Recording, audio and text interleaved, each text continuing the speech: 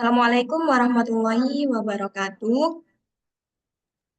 Waalaikumsalam Waalaikumsalam warahmatullahi wabarakatuh. warahmatullahi wabarakatuh. Selamat malam semua, selamat datang dan selamat sejahtera untuk kita semua. Apa kabar nih teman-teman? Baik dong, Kak. Baik, Kak. Ya, semoga kita selalu dalam keadaan yang sehat dan semangat mengikuti acara ya. Sebelumnya perkenalkan, nama saya Putri Nur Aini dari jurusan Komunikasi Penyiaran Islam UIN Wali Songo Semarang, yang akan memandu jalannya acara pada malam hari ini.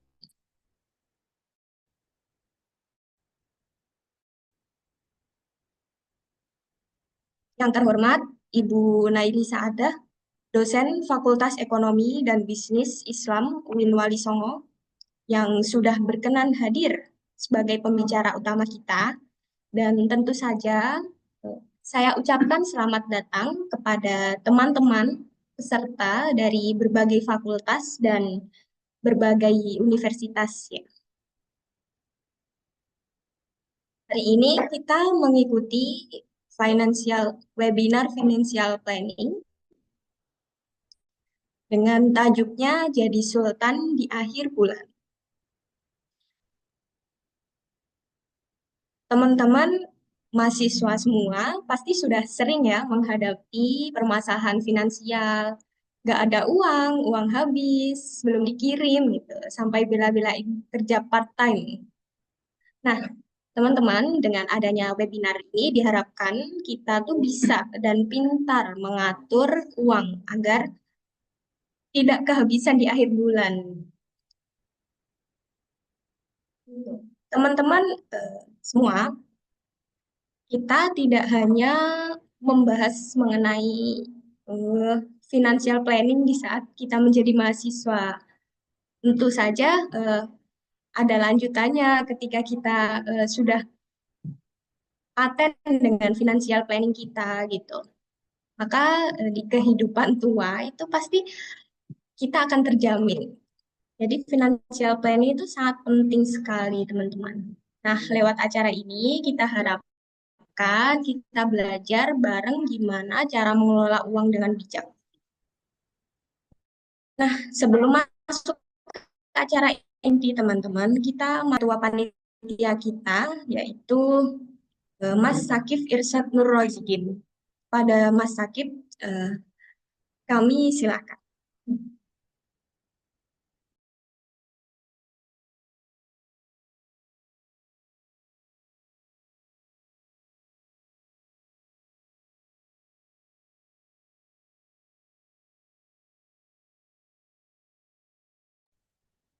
Baik, terima kasih. Assalamualaikum warahmatullahi wabarakatuh.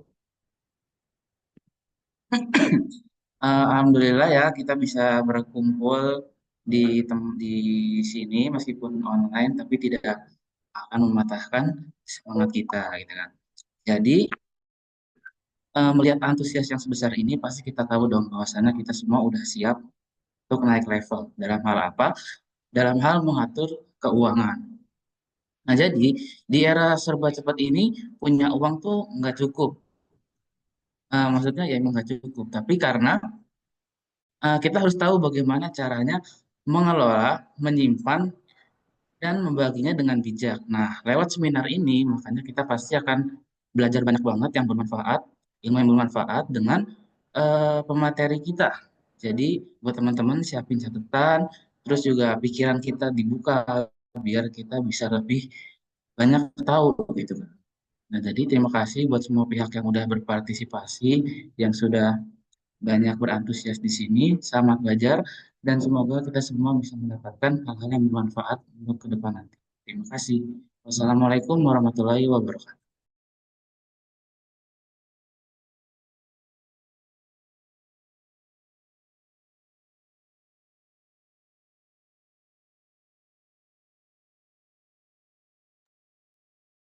Oke, terima kasih untuk Mas Sakif. Ya, terima kasih atas sambutannya. Selanjutnya, sebelum itu kita awali webinar ini dengan bacaan basmalah bersama-sama. Bismillahirrahmanirrahim. Bismillahirrahmanirrahim. Selanjutnya, saya serahkan kepada moderator untuk memandu sesi webinar hari ini. Moderator kita kali ini yaitu Mbak Sasi Sisilia Nur. Padanya kami silakan.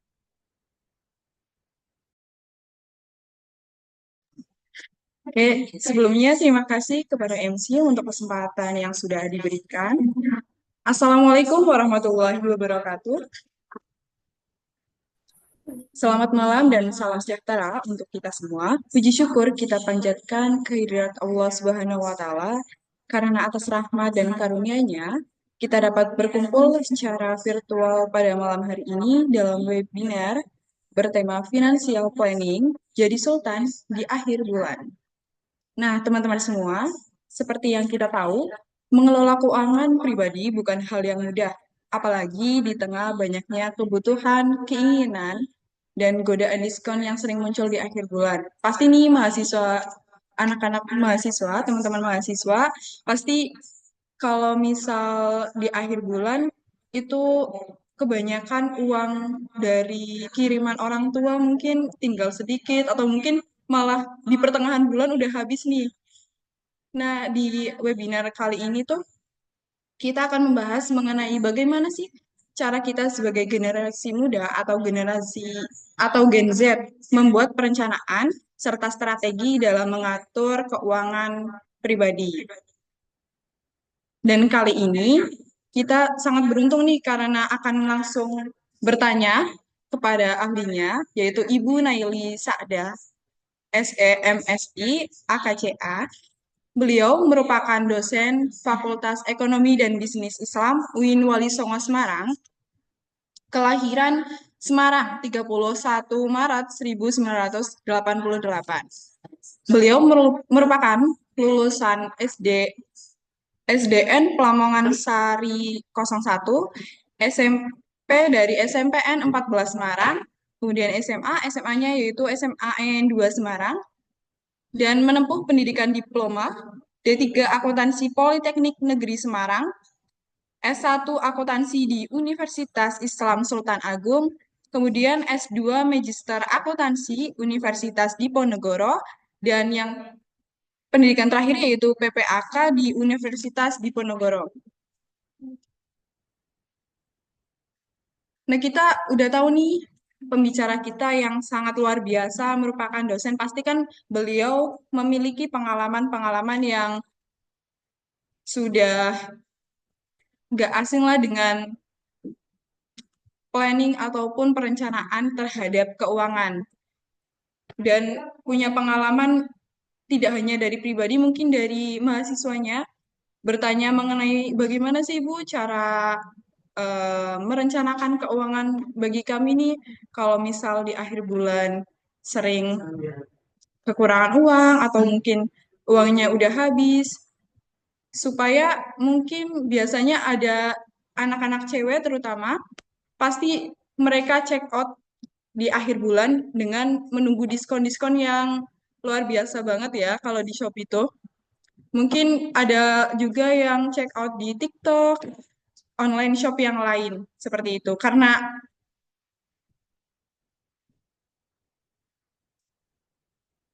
mungkin ya di teman-teman sebelum kita memanggil Ibu, bisa nih sharing-sharing dulu untuk pengalamannya biar nanti kita tuh tahu apa yang akan dilakukan setelah kita mendengar materi dari beliau. Silahkan bagi teman-teman sebelumnya kita sharing dulu nih kalau misal mau kayak Kak, aku ini pas akhir bulan pasti uangnya banyak banget. Nah, itu kan bisa buat jadi sebagai contoh ataupun nanti bisa ditiru sama teman-teman yang lain gitu. Ayo teman-teman, ada yang sharing. MC boleh sharing nggak, Kak? Boleh banget dong, Kak. Siapa aja boleh. Kalau masalah finansial susah ya Kak, apalagi kita mahasiswa itu masih bergantung pada orang tua. Ya mungkin bisa dibantu dengan mungkin kadang itu bikin usaha-usaha kecil kayak gitu, atau enggak kita ikut apa ya, ikut kerja part time gitu, di mana kita tetap mementingkan kuliah juga, tapi satu sisi finansial kita berjalan gitu. Itu juga nggak harus selalu momen apa, nggak harus selalu bergantung pada kiriman orang tua ya Kak, apalagi eh, kita mahasiswa perjalanan masih panjang. Mungkin juga untuk finansial ke depannya kita bisa tertata dan juga pengalaman kita itu bisa bertambah. Mungkin kayak gitu sih.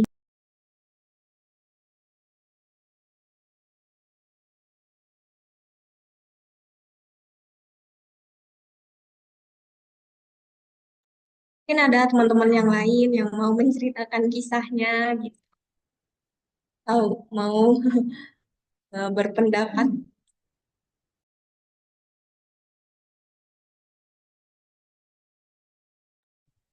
Ya, sebelumnya untuk teman-teman, kami dari pihak panitia mohon maaf sekali lagi. Kami informasikan bahwa untuk link webinarnya kita pindah ke Google Meet ya, karena mungkin ini di Zoom ada remaining meeting time. Jadi meeting kita itu akan berakhir dalam 7 menit dan maka dari itu akan kami pindahkan ke link Google Meet. Mungkin dari teman-teman bisa langsung keluar dan nanti bisa langsung join ke Google Meet-nya ya. Sebelumnya mohon maaf sekali lagi teman-teman.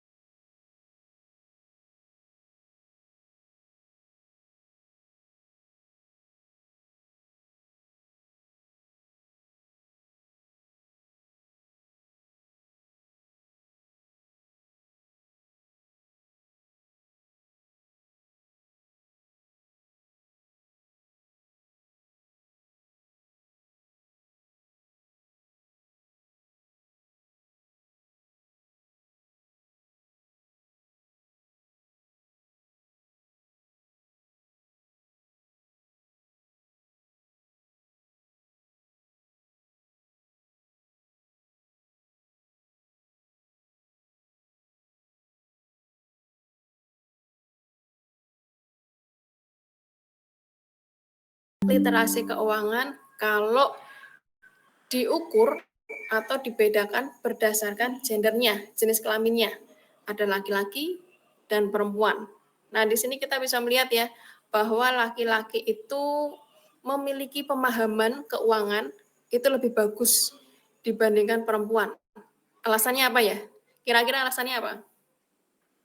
Kalau kita lihat dari hasil survei di sini ya, itu laki-laki itu ternyata punya kemampuan perencanaan keuangan yang lebih bagus dibandingkan dengan laki-laki, lebih bagus dibandingkan dengan perempuan. Karena logika berpikirnya main, Ibu. Oh gitu ya. Kalau perempuan lebih ke perasaan gitu ya. jadi kenapa kok hasil surveinya seperti ini? Karena perempuan itu punya kecenderungan lebih konsumtif dibandingkan dengan laki-laki. Benar nggak? Betul. Ya kan? Perempuan tuh biasanya contohnya misalkan ya, baju aja ya. Baju sudah baru dibeli ya, udah dipakai nih, baru 2 bulan dipakai atau 3 bulan dipakai. Kadang punya rasa bosan nggak? Masih bagus dipakai. Iya, Bu. Iya kan? Masih bagus dipakai. Tapi kadang bosan ya, bosan beli lagi.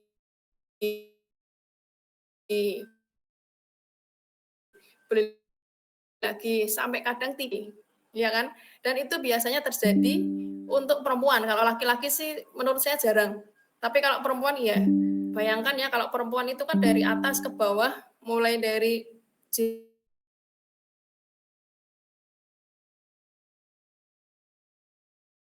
jilbab ya, jilbab ada yang terus kemudian atasan kan, belum lagi skincare, lipstick gitu ya, lipstick.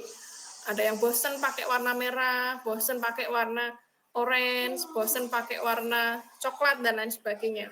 Nah, mungkin karena hal itu dan memang faktanya seperti itu ya. Faktanya seperti itu, perempuan itu lebih konsumtif, maka di sini indeks literasi keuangan itu untuk perempuan lebih rendah. Gitu.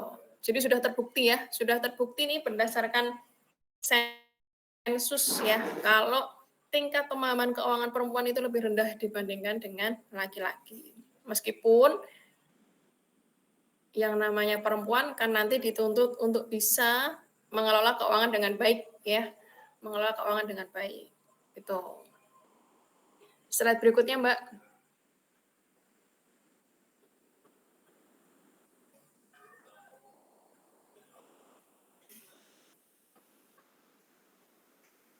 Nah, di sini kita bisa melihat ya, untuk literasi keuangan, tadi yang namanya literasi keuangan itu kan pengetahuan kita terhadap apa aja sih produk keuangan yang ditawarkan oleh lembaga keuangan. Jadi yang namanya lembaga keuangan itu nggak cuma bank ya, nggak cuma perbankan. Lembaga keuangan itu asuransi masuk lembaga keuangan, BPR masuk lembaga keuangan, koperasi juga masuk lembaga keuangan. Gitu. Nah, di sini apa aja produk-produk yang dikenal oleh masyarakat. Produk pertama itu masih tabungan. Jadi mayoritas masyarakat Indonesia itu literasi keuangannya hanya terkait dengan tabungan. Itu. Tabungan itu pun masih di tabungan bank konvensional ya. Jadi masyarakat belum bisa memilih nih. Kalau misalkan di bank syariah itu kan kita kalau untuk tabungan bisa menggunakan 2 akad ya. Akad wadiah sama akad mudorobah. Kalau akad wadiah itu berarti akadnya adalah titipan, menitipkan barang. Cuma barang yang kita titipkan di sini adalah uang. Ya, jadi kalau yang namanya akad wadiah itu sebenarnya kalau di bank syariah ya, kalau menggunakan wadiah kita tidak boleh meminta atau mengharapkan yang namanya bagi hasil. Itu. Kalau pakai akad wadiah, beda dengan akad mudorobah. Kalau akad mudorobah itu kan akadnya kerjasama. Karena akadnya kerjasama, maka kita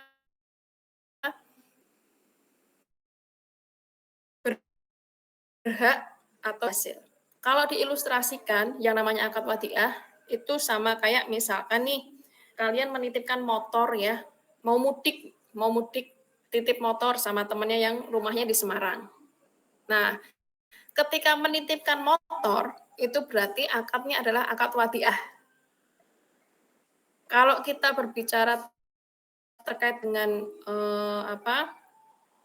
syariah, kalau pakai akad wadiah, maka motor itu nggak boleh dipakai. Karena akadnya adalah menitipkan. Jadi motor itu nggak boleh dipakai. Kecuali kalau yang pemiliknya bilang, silahkan kalau mau pakai. Nah, itu baru boleh. Tapi kalau pemiliknya diem aja, maka kita tidak diperbolehkan untuk menggunakan barang yang dititipkan oleh orang lain kepada kita. Itu, barang apapun itu. Termasuk di sini adalah uang. Makanya kalau di bank syariah, jarang yang menawarkan pakai akad wadiah. Karena apa? Rugi mereka kalau pakai akad wadiah. Mereka nggak bisa, suka, atau pasti akan menawarkan ke nasabah menggunakan akad mudorobah. Karena kalau pakai akad mudharabah itu uang yang kita simpan ke bank, maka bank boleh untuk mengelola uang itu. Itu boleh digunakan, boleh diputar, boleh diinvestasikan istilahnya. Karena akadnya tadi mudharabah atau kerjasama. Itu jadi bedanya di situ antara produk tabungan yang menggunakan akad wadiah dan akad mudharabah.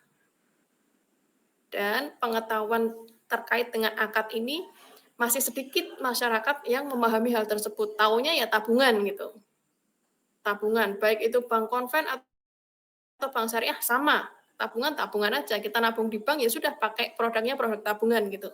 Padahal kalau di bank syariah menggunakan akad yang berbeda itu akan dampak pada tadi ya bagi hasilnya tadi. Kalau pakai akad wadiah ya kita nggak boleh meminta atau mengharapkan bagi hasil. Karena apa? Kamu nitip uang nih ke bank. Uang kamu nitip ya berarti nggak usah minta bagi hasil, nggak usah minta keuntungan, kecuali kalau pakai akadnya mudharabah. Nah itu. Jadi produk pertama yang paling dikenal oleh masyarakat itu adalah tabungan.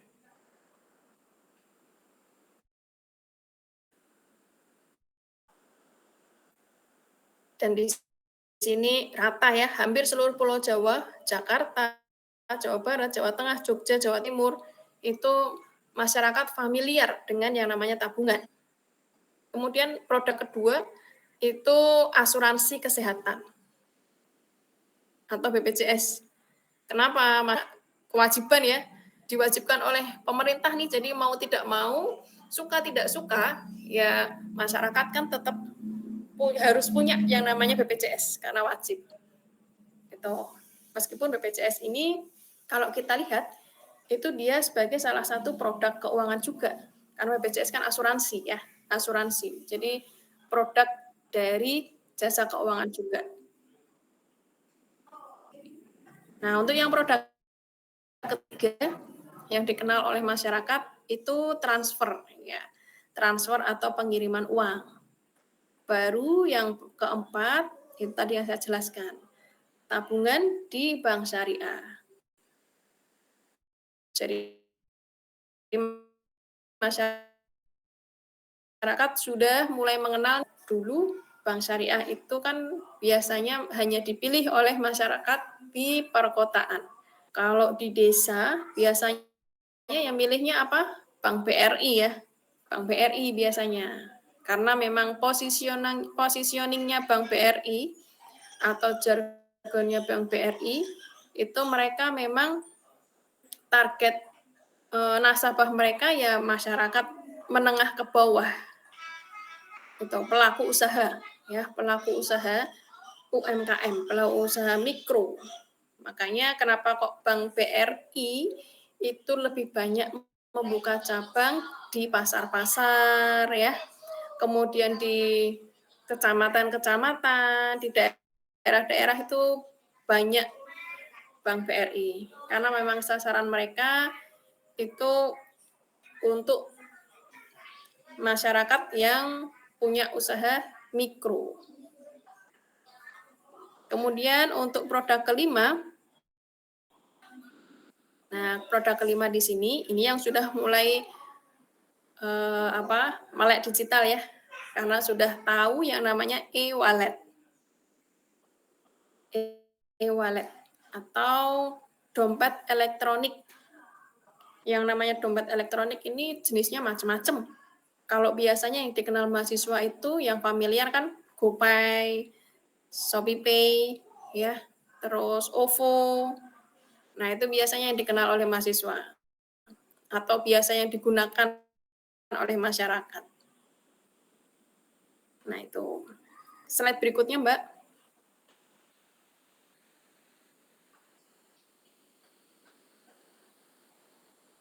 Nah, dari pemahaman terkait dengan produk-produk keuangan tadi, di sini ada survei nih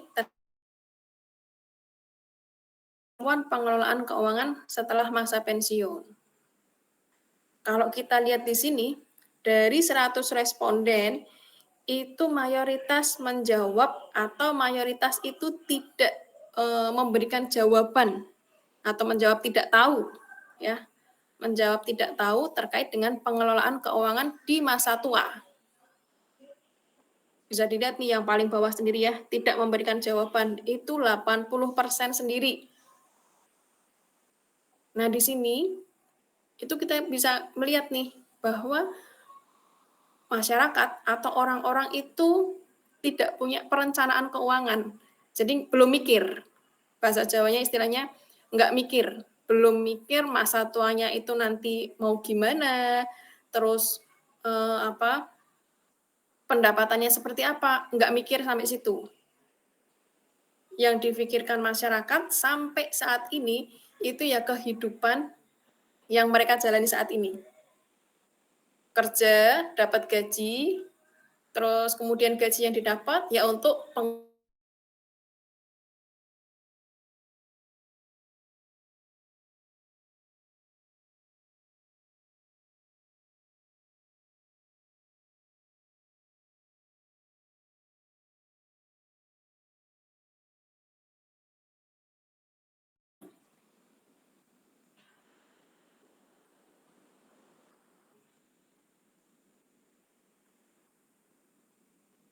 udah masuk lagi ya.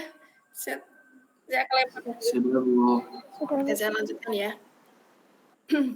Jadi masyarakat sampai saat ini itu belum mikir terkait dengan keuangan masa depannya seperti apa. Mereka fokusnya hanya kehidupan saat ini, ya. Kalau kalian kira-kira seperti itu enggak? Sampai saat ini? Ya mungkin kalau mahasiswa kan belum punya pendapatan ya. Belum punya pendapatan. Meskipun belum punya pendapatan, tapi alangkah baiknya kalau mulai dari sekarang, teman-teman itu bisa menyisihkan sedikit uang sakunya. Sedikit uang sakunya untuk belajar berinvestasi. Investasi itu macam-macam, ya. Jadi kalau kalau di ilmu ekonomi itu yang namanya investasi itu bisa dalam bentuk aset tetap atau properti, ya. Kalau properti kan butuh modal yang tinggi, butuh modal yang besar, beli rumah, beli tanah, nah itu properti. Beli ruko, nah itu butuh modal yang tinggi. Kalau modal yang kecil apa? Ya bisa mulai belajar saham, ya. Belajar saham atau logam mulia, emas. Itu. Slide berikutnya, Mbak. Jadi di sini kita bisa melihat ya kalau masyarakat itu sama sekali belum memikirkan kehidupan sesudah pensiun, ya. Karena yang namanya manusia itu kan kita bekerja maksimal itu kan 55 tahun, 65 tahun kalau dosen. Kalau non dosen itu pensiun di usia 55 sampai 58 tahun, tergantung perusahaannya. Nah, bayangkan nih kalau biasanya dapat gaji, misalnya dapat gaji per bulan 10 juta, tiba-tiba kalau nanti pensiun sudah nggak dapat lagi nih 10 juta. Pensiun kan paling dapatnya cuma 30% ya, berarti 3 juta. Kalau tidak ada perencanaan keuangan yang matang, mulai dari usia muda, nah itu nanti masa tuanya bisa istilahnya bukan sia-sia ya, tapi tidak bisa menikmati masa tua. Atau istilahnya sudah memasuki masa pensiun, masih harus memikirkan, saya harus cari uang nih buat makan, gitu. Nah, di sini kita lihat nih ada survei juga tentang ketahanan keuangan jika mengalami pengeluaran besar secara tiba-tiba. Nah, pengeluaran besar nih apa? Pengeluaran besar contohnya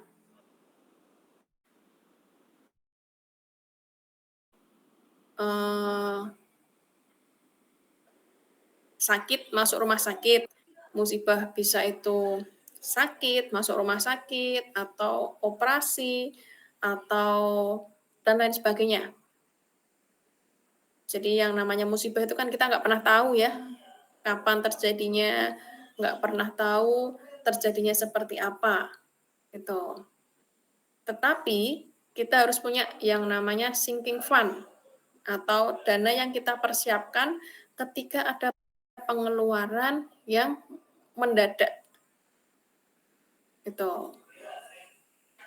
Jadi kalau punya sinking fund itu istilahnya nanti kalau tiba-tiba masuk rumah sakit atau tiba-tiba ya kita kan nggak berharap ya, nggak berharap mendapatkan musibah. Tapi yang namanya takdir kan kita nggak tahu. Alangkah baiknya kalau kita itu mempersiapkan meskipun semampu kita lah, semampu kita. Jadi kalau di dalam pengelolaan keuangan itu, misalkan dari gaji 5 juta yang kita dapat ya, yang kita dapat itu paling enggak 500.000 itu kita sisihkan.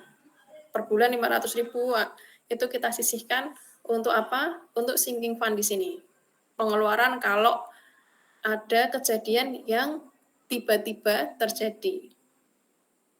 Itu. Jadi kalau ada kejadian yang seperti itu tidak mengganggu pengeluaran kita. Tidak mengganggu misalkan pengeluaran kita per bulan itu 2,5 juta atau 3 juta. Tiba-tiba ada musibah nih yang menimpa kita. Butuh uang 10 juta. Nah, kalau sudah ada sinking fund, itu kan kita tenang. Itu fungsinya di situ. Slide berikutnya, Mbak.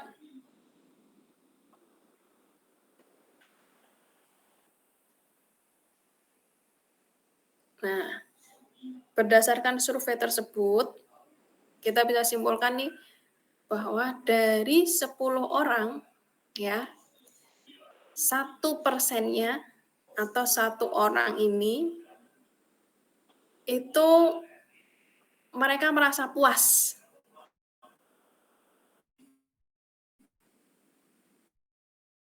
Merasa puas dengan kondisi keuangannya itu bisa dikategorikan rendah secara literasi keuangannya. Tapi mereka tidak merasa itu. Jadi mereka puas dengan pengetahuan sekarang ini. Gitu. Dan kalau tidak dirubah, kalau pola pikirnya, mindset-nya itu tidak dirubah,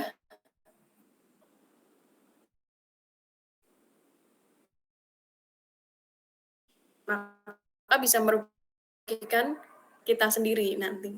Slide berikutnya, Mbak. Nah, apa sih dampak dari finansial literasi yang rendah? Dampak dari finansial literasi yang rendah itu bahaya sekali nih buat kehidupan kita. Yang pertama, kita akan mengambil keputusan pengeluaran yang buruk. Itu. Kemudian kita juga tidak ada persiapan sama sekali untuk keuangan jangka panjang. Kalau misalkan mahasiswa kan keuangan jangka panjang yang besar kan apa? Menikah ya. Menikah gitu. Nah, kalau punya tujuan menikah itu dari sekarang nih nabung. Nabung semampunya berapa? Nabung sedikit gitu. Untuk persiapan jangka panjang. Kemudian dampak dari finansial literasi yang rendah itu kekurangan dana darurat. Tadi ya yang saya katakan tadi sinking fund. Jadi kalau tiba-tiba sakit, masuk rumah sakit bingung. Saya nggak punya uang nih untuk opnam. Saya nggak punya uang nih untuk bayar dokter dan lain sebagainya. Oleh sebab itu, berapapun nggak harus menjadi kaya dulu ya, atau nggak harus mendapat gaji yang banyak dulu untuk mempersiapkan itu semua enggak. Bagaimana pinter-pinternya kita mengalokasikan uang atau mengalokasikan pendapatan yang kita terima setiap bulan ke dalam beberapa pos. Ada pos investasi, ya, ada pos sinking fund, ada pos sedekah, dan pengeluaran bulanan.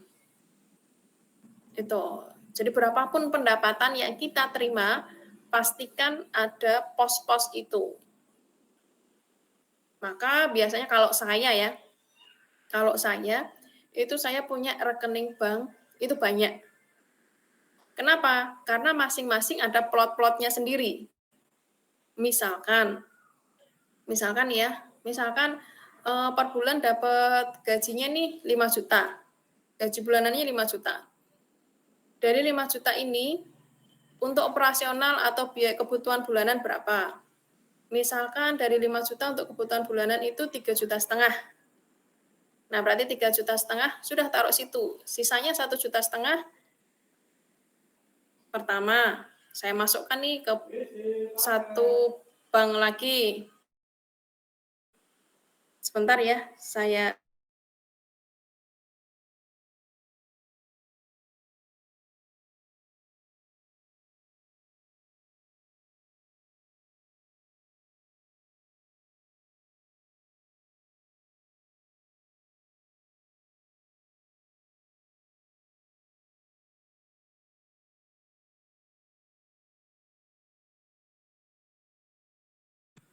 Oke, saya lanjut ya.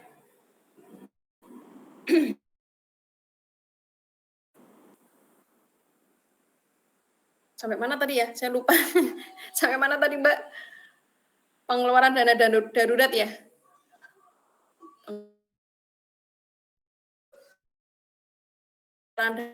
Ini diantisipasi dengan sinking fund, ya, tabungan khusus untuk dana darurat. Kemudian berikutnya, akibat dari finansial literasi yang rendah, itu menumpuknya beban utang yang tidak berkelanjutan. Jadi kebanyakan utang untuk konsum. Prinsipnya hutang itu boleh, tapi yang produktif. Karena kalau di akuntansi itu kita mengenal yang namanya harta atau aset itu terdiri dari modal dan hutang.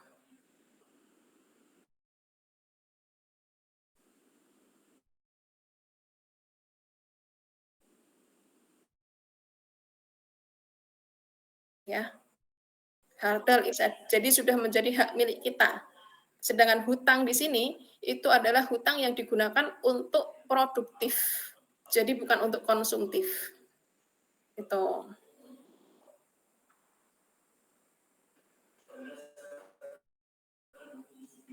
Slide berikutnya, Mbak.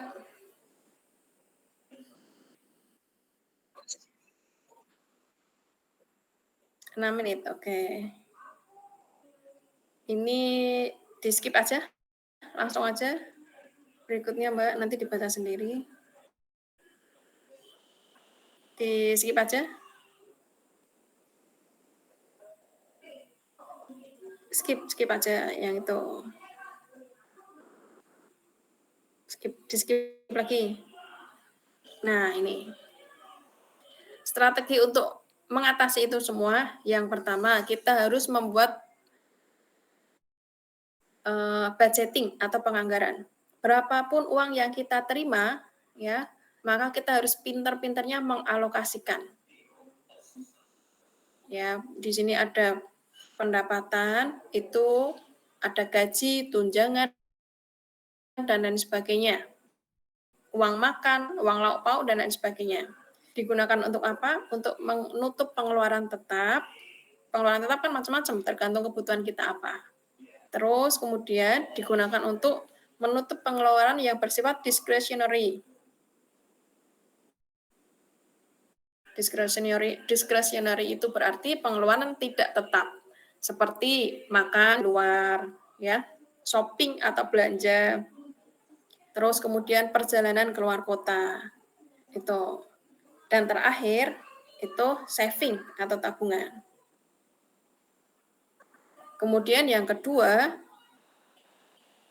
itu pay yourself first. Strategi penganggaran terbalik untuk membentuk tabungan. Jadi kalau mau nabung, kita harus punya goals atau cita-cita atau tujuan. Saya nabung mau apa nih? Oh, saya nabung mau lanjut S2. Saya nabung untuk menikah. Saya nabung untuk daftar haji, dan lain sebagainya. Itu. Jadi kita punya tujuan yang jelas untuk membuka tabungan. Dan ketika sudah menetapkan tujuan itu, misalkan saya mau buka BSI ini untuk apa? Untuk daftar haji. Ya sudah, berarti kita itu sudah membuatkan kamar. Sudah membuatkan kamar, sudah membuat ember ya, sudah menyiapkan ember. Tinggal kita ngisi aja. Dan kalau sudah punya goal seperti itu, jangan diotak-atik. Saya mau belanja pakai uang ini, saya kan masih punya uang ini. Gitu. Jangan digunakan seperti itu, sama aja. Gitu. Kemudian sisihkan sebelum membagi sisa pengeluaran. Nah, tadi yang saya katakan, berapapun uang yang kita terima, nggak harus banyak. Berapapun gaji yang kita terima, maka pastikan ada pos-pos untuk investasi, pos untuk sedekah, pos untuk sinking fund, ya. Pastikan ada itu semua. Misalkan saya dapatnya cuma 2 juta, Bu. Ya sudah, kalau 2 juta diinvestasikan paling enggak 250 per bulan. Taruh nih di rekening apa gitu. Jadi tiap bulan kasih 250 seperti itu. Kita harus memaksa diri kita sendiri untuk bisa gitu. Terus kemudian sinking fund. Nah, sinking fund ini kasih 200. Taruh di rekening apa? Tiap bulan setiap kali dapat uang, taruh di situ 200 gitu. Tujuannya untuk apa? Tujuannya kalau ada kebutuhan mendesak, maka uang yang saya pakai adalah uang dari rekening bank tersebut. Gitu. Terus yang ketiga, sedekah ya, jangan lupa. Sedekah. Kalau sedekah kan terserah kita mau sedekah apapun jumlahnya. Sedekah kan beda dengan zakat. Kalau zakat ada nisabnya kan, kalau sedekah kan enggak. Gitu. Berapapun uang yang kita terima, maka pastikan ada porsi untuk sedekah. Baru setelah itu sisanya berapa? Dari 2 juta kok cuma sisa tadi 1.300.000 atau 1.200.000, ya sudah. Kamu harus bisa sisihkan pengeluaran itu 1.200.000. Mana nih yang bisa saya kurangi? Saya kurangi jajan di luar. Ya, saya kurangi jajan di luar, saya makan rumah gitu atau bawa bekal dan lain sebagainya. Yang jelas tidak usah menuruti gaya hidup. Berapapun gaji yang kamu terima, berapapun besarnya, itu tidak akan pernah cukup untuk menutup gaya hidup. Mau gajinya 10 juta, 20 juta, 30 juta, 50 juta sekalipun atau 100 juta, itu nggak akan pernah bisa cukup menutup gaya hidup. Ya, kalau kita menuruti gaya hidup, semakin tinggi gaji kita, maka gaya hidup kita juga akan semakin tinggi. Itu. Berikutnya, Mbak.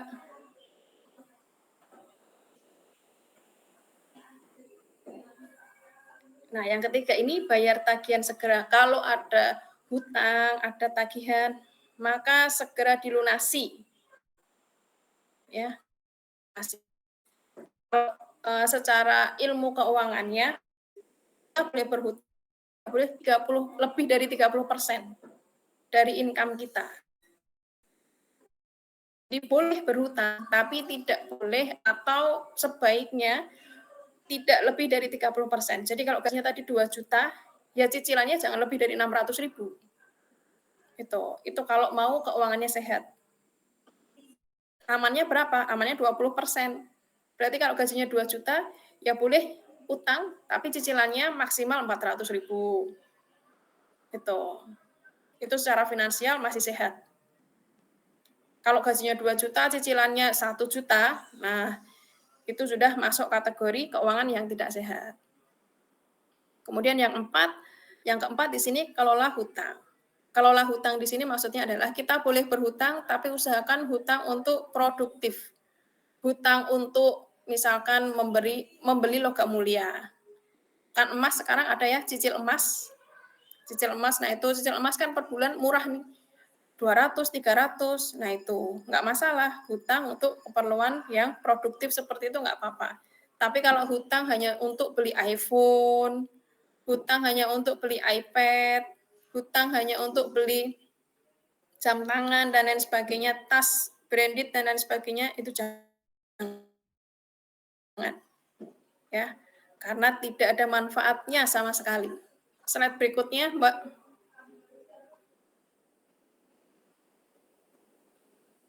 Nah, yang kelima, strategi yang terakhir di sini, berinvestasilah untuk masa depan. Itu investasi macam-macam. Kalau saran saya sih, yang belum paham tentang saham, investasi yang paling mudah ya dan paling minim resiko itu adalah membeli logam mulia. Membeli logam mulia.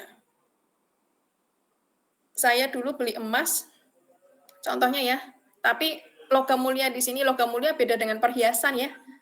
Beda dengan kalung, gelang itu beda. Logam mulia ya emas batangan itu logam mulia. Dulu saya beli logam mulia 10 gram di tahun 2022 itu harganya 8 juta. Sekarang 10 gram harganya berapa? 16 juta ya. 16 juta sekian kan? Berarti dalam kurun waktu dari 2022 sampai 2025 awal kan, 2 tahun ya, 2 tahun lebih sedikit, itu kenaikannya hampir 100%. Hampir 100%. Nah, kalau saya nggak punya uang 10 juta, Bu, nggak punya uang 10 juta, sekarang bisa nih pakai cicil emas. BSI ada cicil emas. Atau ditabung, nanti kemudian belikan logam mulia. Banyak cara. Yang penting usaha ada investasi di masa depan. Itu. Tapi kalau milihnya logam mulia itu investasi jangka panjang. Jadi jangan dijual dalam kurun waktu kurang dari 2 tahun. Karena kalau dijual dalam kurun waktu kurang dari 2 tahun, rugi. Yang namanya emas itu investasi jangka panjang. Maka kalau mau untung, dijual ya lebih dari 5 tahun. Simpan dulu 5 tahun, baru kemudian dijual. Semakin lama kita nyimpan, maka akan semakin tinggi. Sebenarnya bukan semakin tinggi emasnya, enggak. Tapi karena apa? Karena Indonesia itu setiap tahun pasti mengalami inflasi. Jadi sebenarnya bukan nilai emasnya yang turun, tapi apa? Nilai rupiahnya yang turun. Nilai emasnya tetap, tapi nilai rupiahnya yang turun. Itu. Slide berikutnya, Mbak.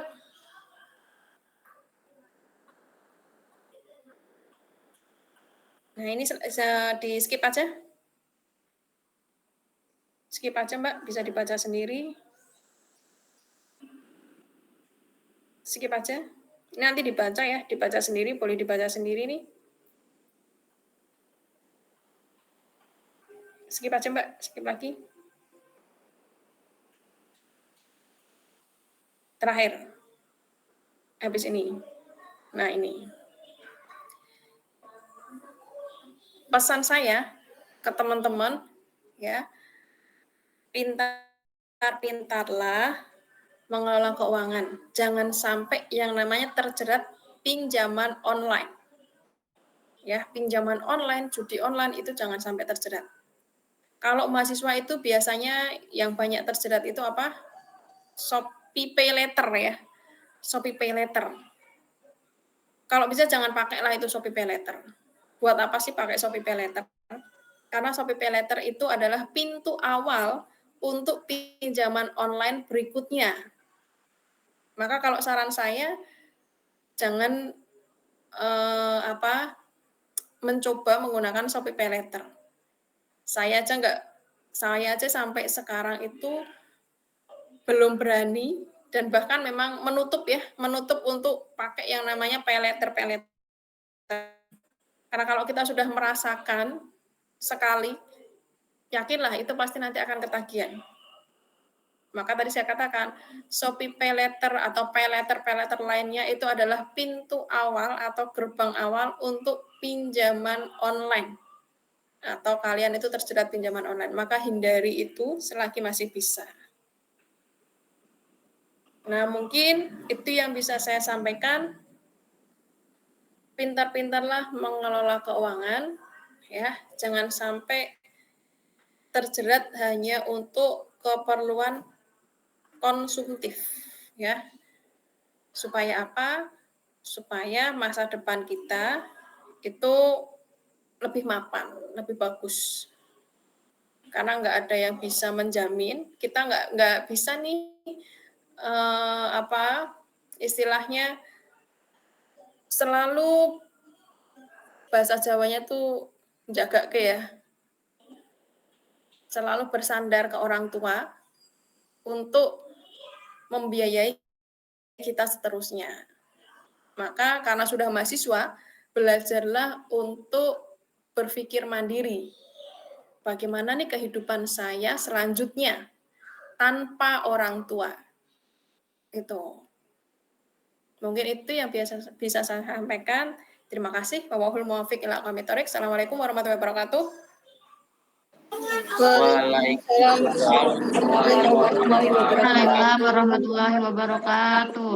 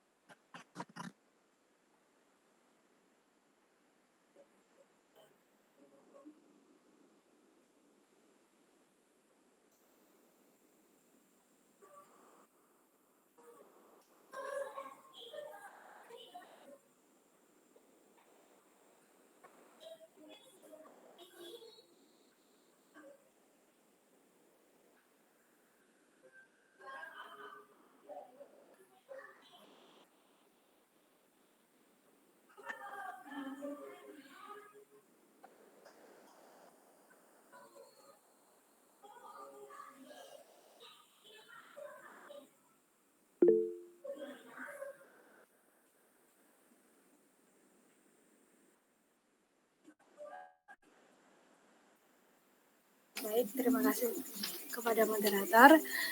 Perkenalkan, nama saya Rahma Sari dari mahasiswa Komunikasi dan Penyiaran Islam. Sebelumnya makasih banget buat Bu Naili Saada atas penyampaian materi yang sangat mindful banget, khususnya bagi mahasiswa untuk mengelola soal keuangan. Yang ingin saya tanyakan, Bu, kemarin kan baru aja ada pemberitaan bahwa nilai rupiah Indonesia itu sampai pada angka 17.000. Nah, ini dampak yang dirasakan oleh mahasiswa itu bagaimana ya, Bu? Terus cara mahasiswa, kita sebagai mahasiswa harus bagaimana untuk mengatasi dampak tersebut? Gitu. Selain dalam mengelola keuangan kita. Gitu. Terima kasih. Oke. Ini berarti berapa pertanyaan, Mbak Sasi?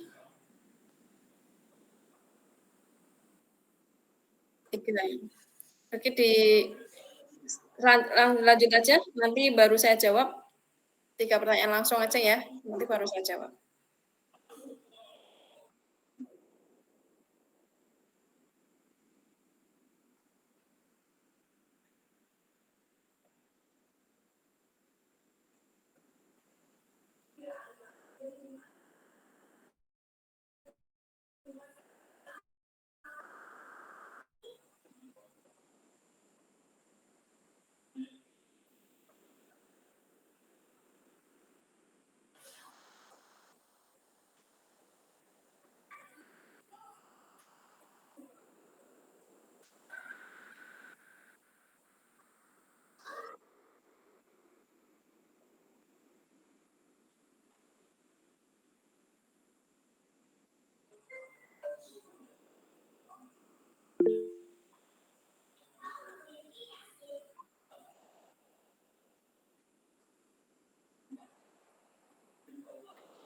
Oke, baik.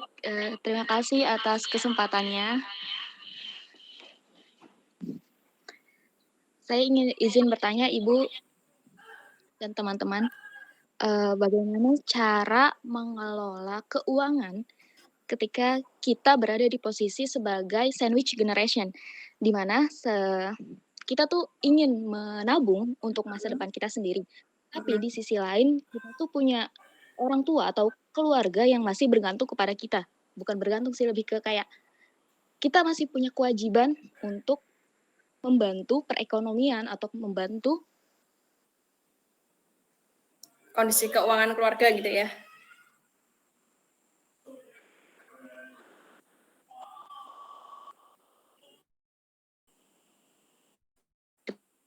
Halo Mbak.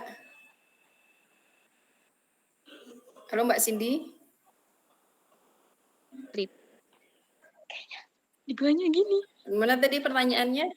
Mungkin apa? Sinyalnya naik turun mungkin ya? Iya.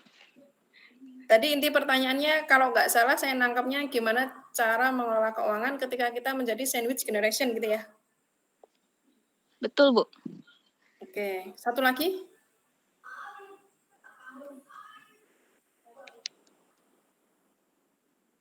Kalau ada,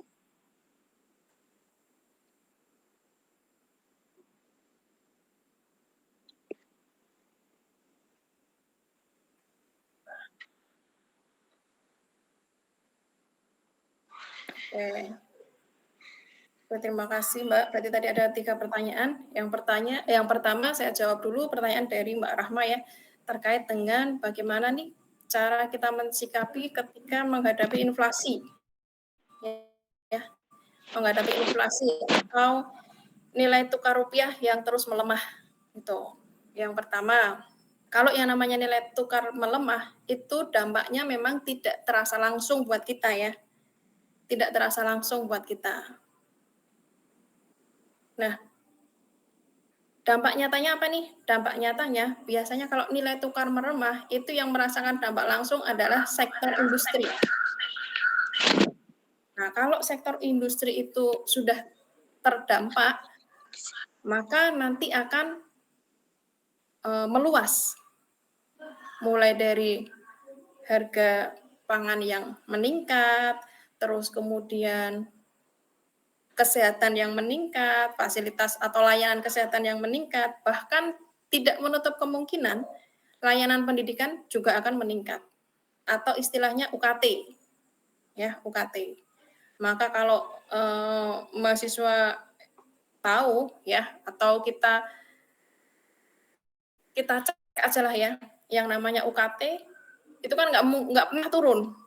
Setiap tahun pasti akan naik kan ya. Setiap tahun tuh pasti akan naik.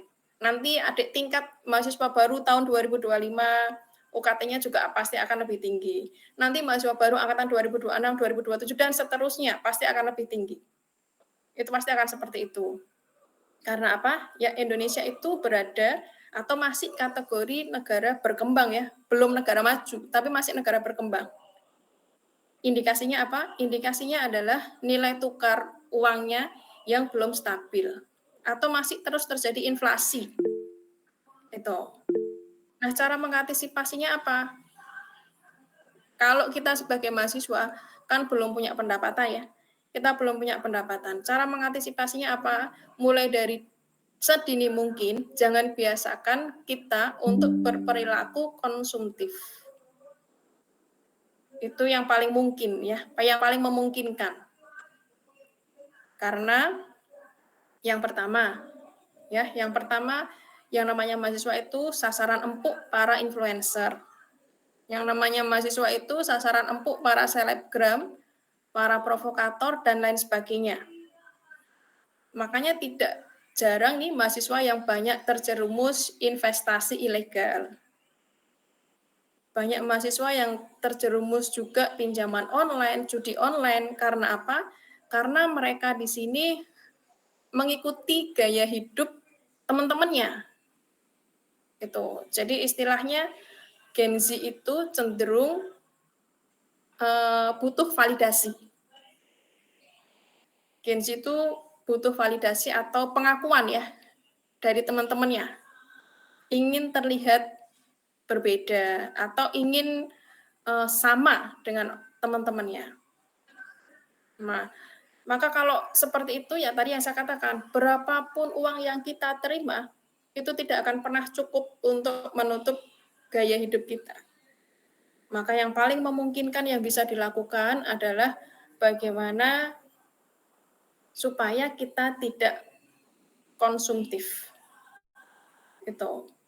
Pengeluaran hanya untuk pengeluaran yang benar-benar kebutuhan primer. Kalau di dalam ilmu ekonomi, kebutuhan manusia itu terbagi jadi 3 ya, primer, sekunder, sama tersier. Primer itu kan berarti sandang, pangan, papan. Itu. Sandang kan berarti baju, pakaian, ya, pangan, papan. Nanti setelah itu kalau sudah terpenuhi baru pendidikan. Pendidikan, kesehatan, nah itu sekunder. Kalau yang tersier, nah tersier ini sudah mulai gaya hidup. HP, motor, dan lain sebagainya. Maka sebisa mungkin yang pengeluaran-pengeluaran tersier diminimalisir. Itu. Kalau punya HP-nya kayak gini ya sudah dinikmati aja. Itu. Punya motornya kayak gini ya sudah dinikmati aja. Belum punya laptop ya sudah kita ke warnet, kita ke rental dan lain sebagainya. Itu semuanya bisa disiasati kok. Semuanya tetap bisa jalan. Tergantung kita mau sedikit effort atau enggak. Itu aja sih. Itu untuk yang Mbak Rahma ya. Terus yang kedua tadi pertanyaannya, siapa tadi ya Mbak?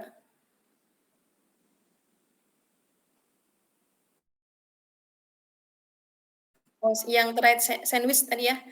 Oke, sandwich generation. Kan sekarang yang lagi booming juga kan sandwich generation ya. Sandwich generation ini adalah sebuah istilah di mana kita itu dibebani 2 kewajiban. Yang pertama, kewajiban untuk diri kita sendiri. Yang kedua, kewajiban terhadap keluarga atau orang tua. Dalam hal ini orang tua atau misalkan adik gitu ya, adik. Itu bagaimana cara kita merencanakan keuangan. Kalau saya pribadi ya, tapi ini tidak berlaku untuk orang lain karena setiap orang punya pemikiran masing-masing. Jadi yang pertama, sebenarnya yang perlu dirubah mindset-nya itu adalah orang tua atau keluarga. Sebagai orang tua, jangan sampai kita itu punya cara berpikir, anak saya nanti punya kewajiban untuk membiayai saya. Karena apa? Karena dulu kecil saya sudah mendidik, merawat, membelikan susu, dan lain sebagainya. Sebagai orang tua jangan punya cara berpikir seperti itu. Karena apa? Yang namanya orang tua, ketika kita sudah diberi amanah anak, dikasih anak sama Allah gitu ya, berarti Allah itu sudah memberikan rezeki. Hanya lewat orang tua. Rezeki anak itu lewat orang tua. Jadi jangan sampai ada mindset, kamu nanti harus punya kewajiban nih untuk membalas semuanya. Dengan adanya mindset seperti itu, secara tidak langsung, itu menekan anak kita untuk bertanggung jawab terhadap sesuatu yang mungkin dia tidak mampu. Nah, gimana? Permasalahannya gimana kalau kita sudah terjebak pada kondisi seperti itu? Ya mau nggak mau, kita harus mengupayakan meminimalisir pengeluaran yang namanya pengeluaran sekunder sama tersier. Jadi istilahnya mau nggak mau ya kita harus dikesampingkan dulu lah gaya hidup. Kecuali kalau sudah punya gaji banyak gitu ya. Kalau gajinya 2 juta misalkan atau 3 juta kan kalau mahasiswa baru pertama kerja kan biasanya gajinya kisarannya 2,5 juta. 2,5 juta sampai 3 juta. Nah, punya 3 juta, kalau saran saya misalkan, bukannya ini nggak mau jujur sama orang tua, enggak. Tapi, kan kondisi orang itu kan berbeda-beda. Kita harus mengidentifikasi dulu nih, kondisi keluarga kita seperti apa. Oh, ternyata ada sebuah keluarga yang dalam tanda kutip nih, saudaranya atau iparnya itu tidak tahu diri. Dalam artian di sini, mereka sudah punya keluarga nih, tapi masih dompleng. Gitu, masih membebani gitu. Itu kan namanya tidak tahu diri ya. Sudah jelas adiknya belum kerja, atau sudah jelas adiknya baru aja kerja, tapi masih dimintai uang, gitu. Nah, kalau kondisinya seperti itu, maka kita tidak wajib untuk 100% terbuka terkait dengan keuangan kita. Gajinya 3,5 juta nih, bilang aja gajinya 2 juta. Jadi yang 1,5 juta itu bisa kita saving untuk diri kita sendiri. Itu kalau kondisinya seperti itu tadi ya, kan kondisi keluarga beda-beda. Itu. Nah, kalau kondisi yang kedua, kalau kondisinya memang orang tuanya di sini stroke, sakit, nggak bisa kerja gitu ya. Stroke, sakit, nggak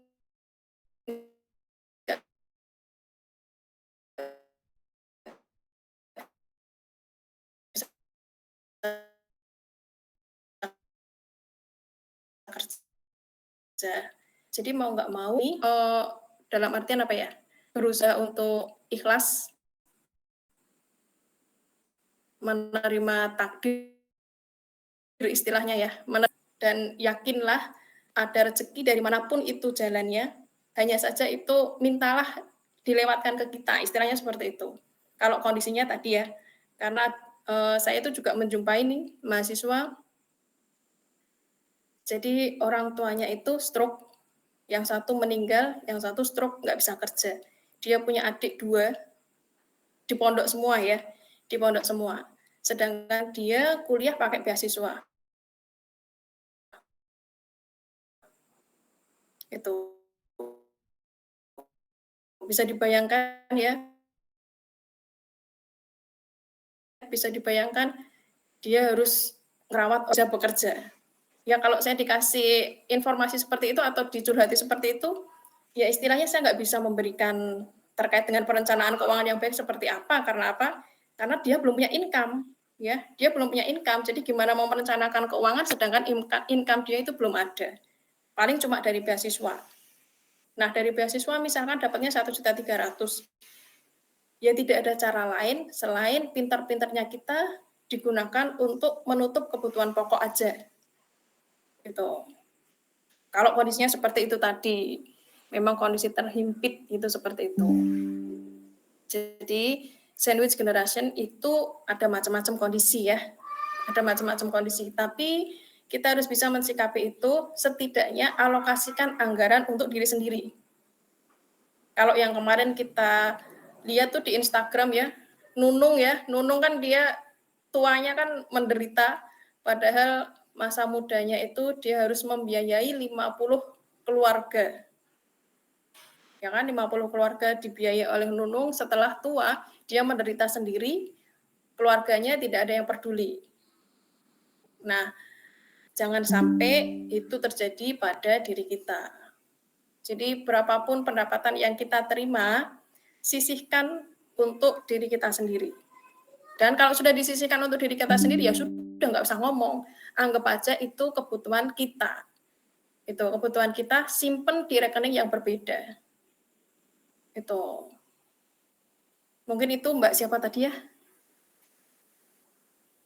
Lupa saya namanya. Baik, Ibu. Terima kasih. Yang terakhir tadi, siapa tadi namanya Mbak? Yang terakhir, Azalia ya. Azalia, bagaimana cara memulai perencanaan keuangan untuk mahasiswa yang belum punya penghasilan atau bahkan penghasilannya dari beasiswa? Oke, kalau ini saya berbicara pengalaman saya ya. Saya dulu kuliah juga dari beasiswa ya. Dari beasiswa, tapi bedanya bukan beasiswa yang bidik misi enggak, tapi beasiswa yang LPDP. Itu dana dari orang tua, S2 dari beasiswa. Yang S1, dana dari orang tua itu saya tetap bisa menyisihkan uang. Menyisihkan uang untuk apa? Biasanya saya itu menyisihkan uang untuk misalkan nih, kalau dulu beli baju itu kan nggak kayak sekarang. Kalau dulu saya beli baju itu kan paling pas lebaran aja gitu ya. Beli baju baru pas lebaran aja. Nah, gimana nih? Saya tuh pengen beli baju tapi nggak pas lebaran. Nah, gimana cara saya bisa beli itu? Ya saya sisihkan uang. Biasanya seperti itu. Untuk keperluan saya sendiri. Karena apa? Karena belum punya uang tadi ya, belum punya uang, jadi untuk misalkan mau nonton atau mau pergi sama teman-teman, ya berarti saya harus mengalokasikan dana sendiri, tidak minta orang tua lagi. Dulu saya goals-nya itu sih, jadi misalkan per bulan dulu saya dikasih uang bulanan kan 400.000, zaman dulu 400.000. Kalau misalkan saya mau jalan-jalan ke mall atau kemana, ya sudah saya nggak minta uang lagi. Nah itu kalau istilahnya 400.000 itu cukup nggak cukup ya sudah, gimana cara bisa saya mengelola itu. Buat beli pulsa, buat beli bensin ya, buat misalkan butuh hangout jalan-jalan sama temen, ya sudah pokoknya 400.000 itu gimana cara saya bisa menutup itu semua. Kalau zaman S1 saya dulu seperti itu, karena belum ada kepikiran untuk investasi. Baru kepikiran untuk investasi itu ketika S2. Karena ketika S2 kan dari beasiswa kan lumayan ya, dulu saya dapat beasiswa itu per bulan 3,5 juta. 3,5 juta. Dari 3,5 juta itu yang saya pakai untuk bulanan cuma 1 juta. 2,5 juta itu saya saving, yang 1,5 juta, 1 jutanya saya gunakan untuk studi lanjut pendidikan profesi. Itu. Nah, investasinya dalam bentuk apa? Investasinya dalam bentuk logam mulia. Tadi yang saya katakan, saya beli emas. Saya beli emas. Apa 10 gram langsung, Bu? Enggak. Dulu saya belinya cuma 1 gram, 5 gram, seperti itu. Yang kecil-kecil dulu. 5 gram, 1 gram, gitu. Baru kalau sudah terkumpul banyak, ditukar. Jadi 10 gram.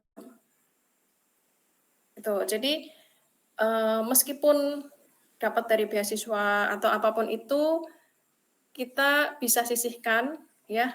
Yang penting tadi, ada persentasenya. 20% itu untuk investasi. Ya. 25% untuk sinking fund tadi. 30% untuk hutang produktif. Bukan hutang konsumtif ya, hutang produktif. Hutang produktif. Terus kemudian 20% untuk sedekah. Selanjutnya terserah kita mau buat apa. Itu kalau saya. Itu kalau saya seperti itu. Kalau misalkan kalian nih, Bu, saya sedekahnya mau saya tambah 30%, ya nggak apa-apa, lebih bagus. Itu. Atau sinking fund-nya saya tambah, Bu, jadi 40%, nggak masalah. Yang penting pos-pos itu ada.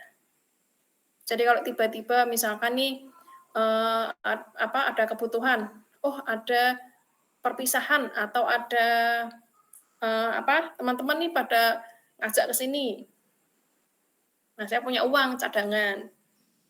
Tuh, atau misalkan ada kebutuhan untuk lebaran. Nah, lebaran kan kebutuhannya biasanya besar ya. Nah,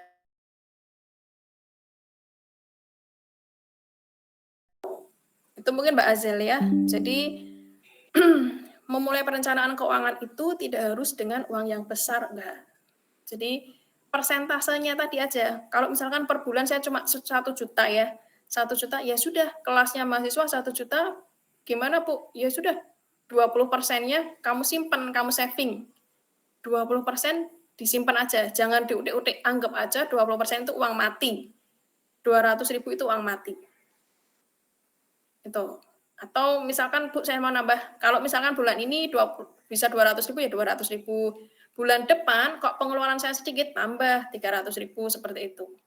Kalau buat mahasiswa paling bisanya baru seperti itu. Nanti kalau sudah kerja baru ditambah, ada anggaran untuk ini, untuk investasi dan lain sebagainya. Tapi kalau buat mahasiswa, saran saya pakai 2 rekening. Yang satu rekening untuk operasional, yang satu rekening untuk saving.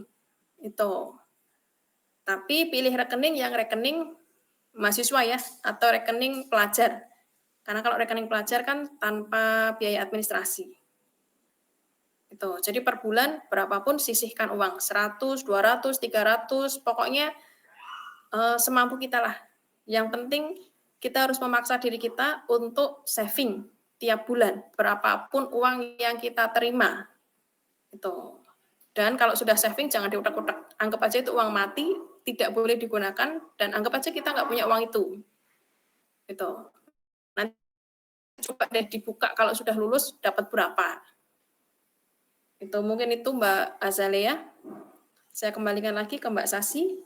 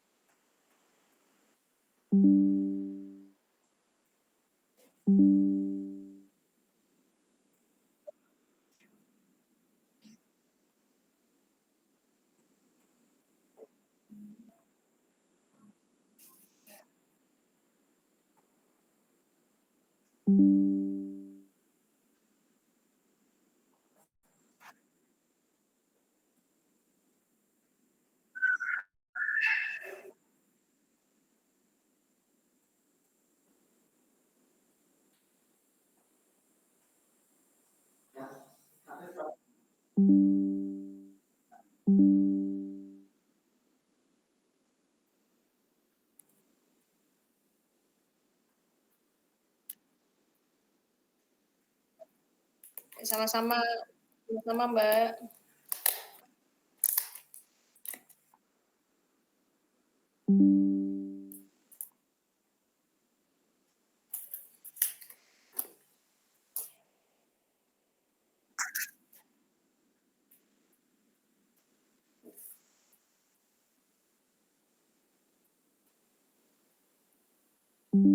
Waalaikumsalam warahmatullahi Teman-teman, jangan keluar dari terlebih dahulu ya. Sambil mengisi absensi nanti untuk sertifikat ya teman-teman. Habis ini kita akan melaksanakan sesi foto bersama untuk dokumentasi. Jadi kalian bisa on cam terlebih dahulu teman-teman.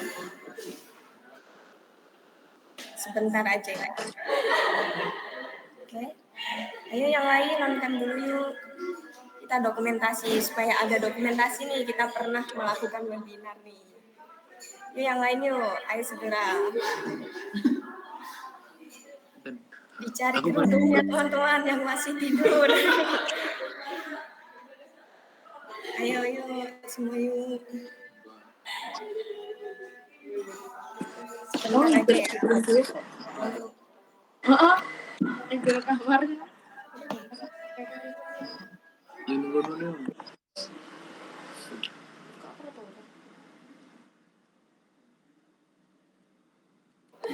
Ayo sudah on cam semua atau belum teman-teman?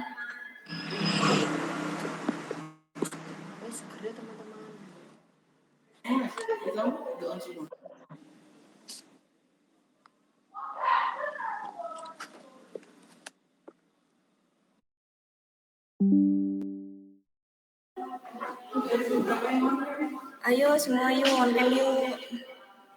Sebentar saja. aja teman-teman. Udah?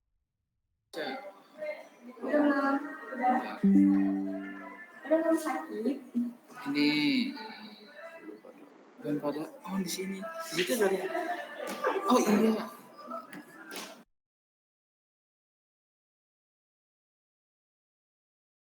Oke, kita akan segera melakukan foto bersama. Oke. 1, 2, 3, senyum. Tahan.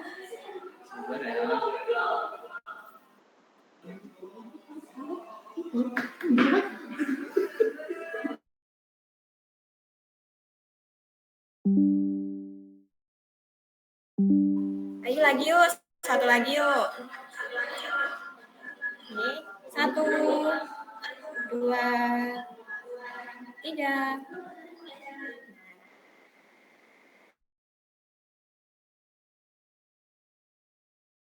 Oke teman-teman, terima kasih semua sudah bergabung. Saya mewakili panitia memohon maaf sebesar-besarnya atas kekurangan dan juga kehilapan kita semua. Mohon maaf dan terima kasih untuk kalian yang sudah menyempatkan hadir dan mendengarkan dari awal sampai akhir. Wallahul muwaffiq ila aqwamit thoriq. Wassalamualaikum warahmatullahi wabarakatuh. Dadah, sampai jumpa.